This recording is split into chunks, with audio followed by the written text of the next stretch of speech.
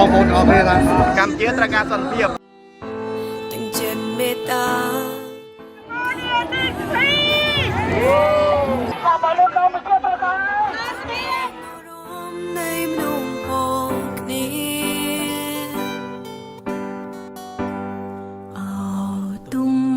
ជា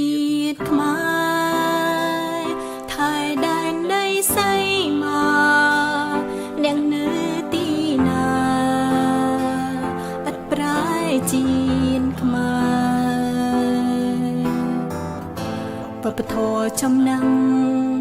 ជាតិសង្